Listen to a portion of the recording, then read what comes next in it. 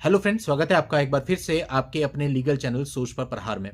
दोस्तों, आज के इस वीडियो में जो भी एक चर्चित केस चल रहा है अतुल सुभाष, इस केस का जो भी एक ऑर्डर आया है इलाहाबाद हाई कोर्ट से, उस पर हम बात करेंगे और इस ऑर्डर में क्या क्या है वो भी आपको बताएंगे। क्योंकि एक्चुअल में देखा यह जा रहा है कि इस केस से संबंधित बहुत सारी न्यूज चल रही हैं, कहीं कुछ बता रहे हैं कहीं कुछ बता रहे हैं, लेकिन वास्तव में रियलिटी क्या है।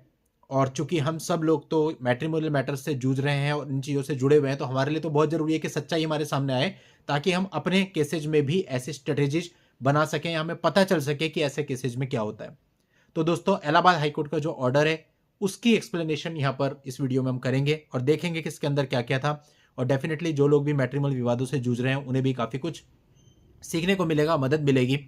आज के इस वीडियो में सब कुछ मैं आपको बताने वाला हूँ, शेयर करने वाला हूँ। तो ध्यान से देखिए और समझिए। आपके मामलों में भी ऐसा होता है, कई बार आपका कहना होता है सर हमारे ऊपर जो है कुछ केसेस जो किए गए हैं वो सारे फॉल्स हैं, और आप भी अपनी तरफ से कोई एक्शन लेते हो। अब इस केस में मुझे नहीं लगता कुछ बताने की जरूरत है, सबको पता है क्या हुआ।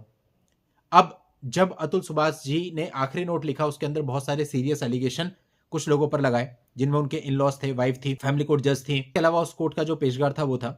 अब इसमें एक एफआईआर दर्ज हुई। उस एफआईआर में उनकी पत्नी के, उनके इन लॉज के नाम थे। अब इसमें से आप लोगों को पता होगा कि जब पुलिस ने ढूंढना चालू किया तो उनकी पत्नी और जो उनके ब्रदर इन लॉ है और उनकी जो मदर इन लॉ है वो मिल नहीं रही थी। तो अकॉर्डिंग टू पुलिस कई सारी टीमें भेजी गई पता लगाने के लिए। तो फाइनली वो लोग अरेस्ट हो गए। पुलिस के अकॉर्डिंग जो उनकी वाइफ है वो ब्लॉसम स्टेज पीजी गुरुग्राम के पास से अरेस्ट हुई, और जो ब्रदर इन लॉ है और मदर इन लॉ है वो प्रयागराज उत्तर प्रदेश से गिरफ्तार हुए। इसके बाद पुलिस उनको बैंगलोर लेकर के आई और कोर्ट के सामने पेश किया गया। वहां से कोर्ट ने उन्हें 14 दिन की रिमांड पर जुडिशियल कस्टडी में भेज दिया। अब फिलहाल वो 3 लोग इस समय पे जेल में। अब एक और एक्यूज इसमें है उनके अंकल, जिनकी अभी तक गिरफ्तारी नहीं हुई है, ताऊ जी। अब इन्होंने क्या किया कि एक एंटीसिपेटरी बेल फाइल की थी। चारों लोगों की तरफ से ये बेल फाइल हुई थी, यानी कि वाइफ की तरफ से, मदर इन लॉ की तरफ से, ब्रदर इन लॉ की तरफ से और अंकल की तरफ से। लेकिन ये बेल पे कोई डिसीजन आता उससे पहले ही उन 3 लोगों की गिरफ्तारी हो गई। तो जब इस पर आर्ग्यूमेंट हुए, इस पर क्या आर्ग्यूमेंट किए गए वो भी मैं आपके सामने रखता हूं, और क्या कंडीशन इंपोज की गई वो भी आपको बताता हूं। देखिए, एंटीसिपेटरी बेल जब फाइल करी तो वहां पे जो एडवोकेट थे उन लोगों की तरफ से, उन्होंने कहा कि भाई ऐसा है कि 3 लोग तो ऑलरेडी अरेस्ट हो चुके हैं, तो उनकी बेल का तो कोई मीनिंग नहीं रह गया, मतलब वो मेंटेनेबल ही नहीं रह गई। तो मैं जो है वो केवल चौथे एक्यूज जो है, ताऊ जी, अंकल जी, उनकी तरफ से जो है बेल पे आर्ग्यूमेंट कर रहा हूं। पहली चीज ये हो गई।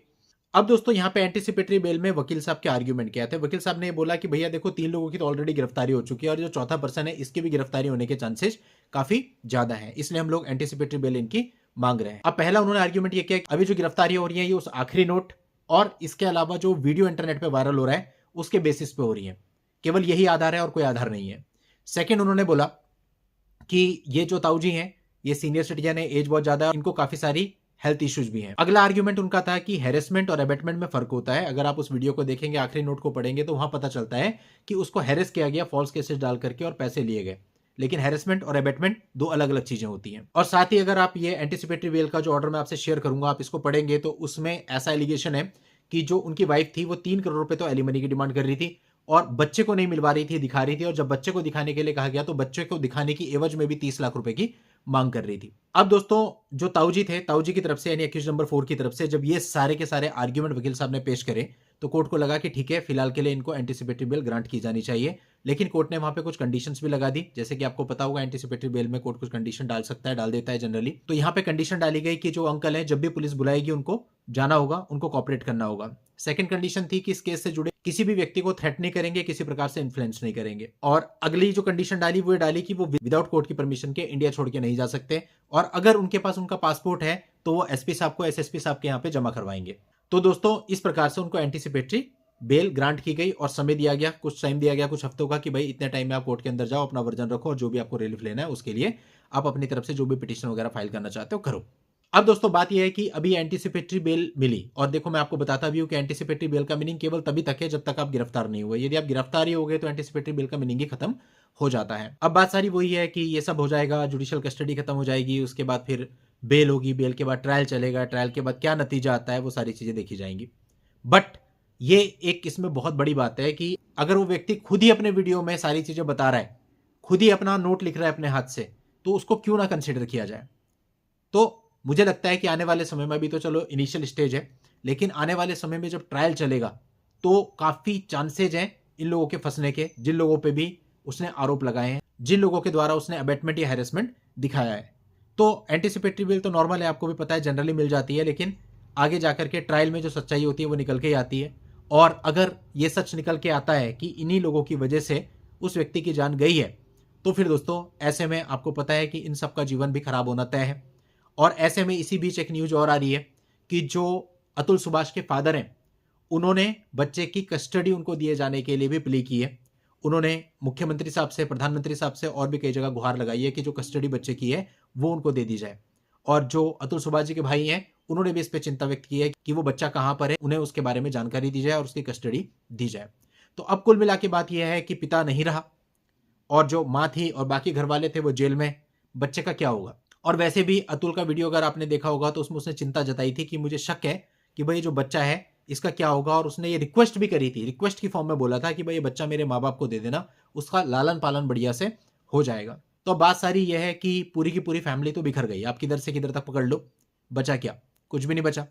और उन लोगों को यहां से सबक लेना चाहिए जो लोग फॉल्स केसेज करके ये एक्सपेक्ट करते हैं कि उन्हें 3 करोड़, 2 करोड़, 4 करोड़, 1 लाख, 50 लाख मिल जाएगा। कुछ नहीं मिलने वाला, परिणाम बहुत भयानक हो सकता है। और ये तो केवल एक उदाहरण है, ऐसी ऐसी बहुत सारी चीजें ऑल ओवर इंडिया चल रही हैं। आप लोगों को पता नहीं है क्योंकि वो मीडिया में नहीं आती, लेकिन हमको पता है। तो अभी वो समय नहीं रह गया जहां आप लड़के को और उसके परिवार को पूरे तरीके से डरा धमका के रखेंगे और जैसा चाहेंगे वैसा वो करेगा, आप उसको कठपुतली बनाएंगे। वो समय नहीं है। अब अगर आप कुछ गलत करेंगे तो आपके खिलाफ भी एक्शन होगा। और यहां तो चलो वो थोड़ा सा कमजोर रह गया या कह ले कि मतलब उन्होंने जान दे दी, मुझे भी समझ में नहीं आ रहा है, ऐसा नहीं करना चाहिए था। और कोई भी ऐसा ना करे, बिल्कुल भी। इन लोगों से लड़ना है, सबक सिखाना है, लेकिन जीवित रहते हुए भाई, यहीं रहते हुए अपनी आंखों के सामने जो भी लोग आपके साथ गलत कर रहे हैं उनको रोते हुए देखना है, ऐसा नहीं करना है। लेकिन ये केस उन लोगों को ये सिखाने के लिए तो काफी है जो सोचते हैं कि सारे अधिकार महिलाओं के ही पास है और महिलाओं का कुछ बिगड़ेगा नहीं। अब सारी चीजें आप लोगों के सामने हैं। हाँ, अगर आपके साथ सच में प्रताड़ना हो रही है, सच में आप प्रताड़ित हैं, डेफिनेटली अपने राइट को सीख कीजिए, लेकिन झूठ मूठ नहीं, खाली पैसे के खातिर नहीं। और दोस्तों, आप लोगों की हेल्प के लिए ये जो इलाहाबाद हाईकोर्ट का भी रीसेंट जजमेंट आया है, इसका लिंक आपको इस वीडियो के नीचे डिस्क्रिप्शन में मिल जाएगा, वहां जाके आप प्रॉपर्ली पढ़ लेना, क्योंकि मुझे लगता है कि सिर्फ कंफ्यूजन चल रही है यूट्यूब पे और मीडिया पे। एक्चुअल जो बात है वो आपको इसका ऑर्डर पढ़ के पता चल जाएगी। चलिए दोस्तों, आज के इस वीडियो में इतना ही। नेक्स्ट वीडियो में नई जानकारी के साथ मैं आपसे फिर मिलता हूं, तब तक के लिए goodbye and thank you for watching. Take care.